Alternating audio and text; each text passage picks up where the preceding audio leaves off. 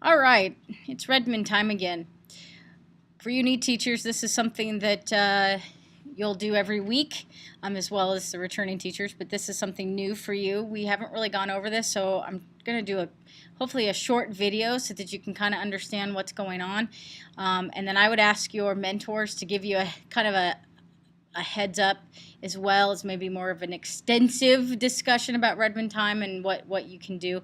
But basically, Redmen Time is for students who are failing. They're not getting concepts. They need to make up work with you, and you request them. So there's two basically Google Docs that you'll use, and you'll fill them out. I'll send these out every Thursday. They need to be filled out by Friday. So the first form you're going to get is the 2014-15 schedule for Redmen Time. If you notice that every teacher is written down the side. You have to figure out what you want to do for Redmen Time. Basically, there's 3 days of Redmen Time, and each of the 3 days, if you look up here, is a priority day, which means that Tuesday's priority day is English and Science, Thursday priority day is Social Studies and Math, and Friday's priority day is the electives. So what that means is that for English, if you want to make sure that you see your kids, your priority day is English. If they have a double day, let's say they're requested for both English and Science, I will move them to a different day that they haven't been requested. So let's say Shelly wants a kid in English, but Mr. Bain wants them for Science. So what I'll do is I will put them in, decide what their lowest grade is, and put them whatever day they're failing the worst in. So let's say they're failing pretty miserably in chemistry. I'll probably put them in Mr. Bain's class Tuesday, and I'll move the kid to Mrs. Aversman's class on Friday, things like that, okay?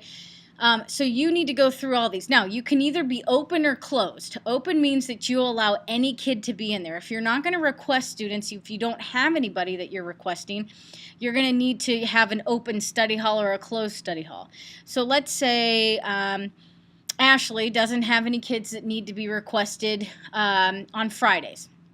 Okay, so she's going to have an open study hall where kids can come in, and you can set the limit. So let's say 15 to 20. You need to have at least, you can't have 2. You need to have at least, 15 kids, 10 to 15.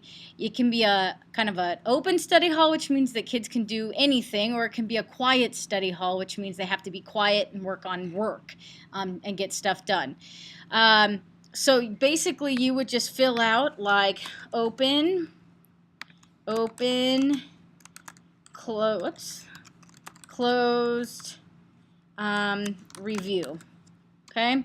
And it's up to you to decide. So each new teacher, talk to your teams, your PLC teams, like social studies. Colin, talk to Craig and Ed and Laura and find out kind of what you should be doing. If you have kids that you need to request already, go ahead and request them. But if you don't have anybody you're really concerned about, do an open study hall. Okay, so that is due on Friday. These are both due on Fridays because I send this out on Monday to students. I know this Monday we don't have school, so I would like to have it done at the end of the day on Friday if possible. Okay, the second form you guys will need to do is, and doesn't look like it'll look when I send it to you, but this second form is your student requests. Everybody's name is down the left-hand side, and this is where you need to put down the students that you're requesting. So if Shelly's requesting, whoever, you need to put their last names first. Or sorry, their last name first, then their first name. Okay, so please put them first, because I sort this way and it's too complicated. I can't find kids. Okay, so let's do Hines. Okay, and then she's gonna request nobody that day. Okay, so you keep going down until you have every kid that you're requesting what day. Then during that day's Redmen Time, so let's say we get to next Tuesday and the kids are in your class, and you look at your list and go, oh man, well, Lindy wasn't here. All you're going to do is, scratch that. All you're going to do is mark her A, because she's absent.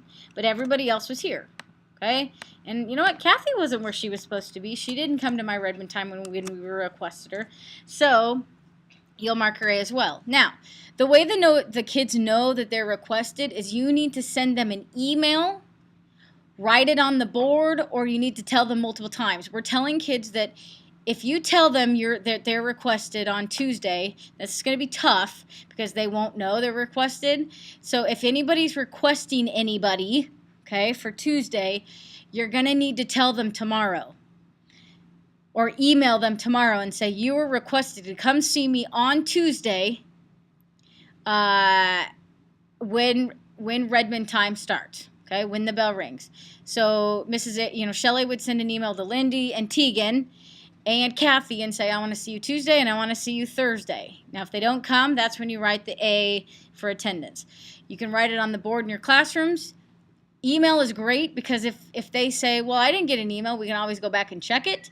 But you got to give the email. Sometimes the emails are a little slow, so you need to give them a little bit of time to actually get the email. So you you got to have this in tomorrow before you leave at 3. It'll give you a chance. If you don't have anybody to request, fine. Just be an open study hall or a closed study hall. This form will get emailed out to the kids Tuesday morning.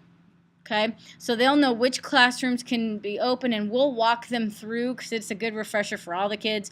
We'll walk them through what all this means and how it's going to work on Tuesday. Okay, if you have any questions, let me know. I'm probably forgetting something, so I'll put it in the email. If you have any questions, also ask your mentors or anybody next to you. Okay.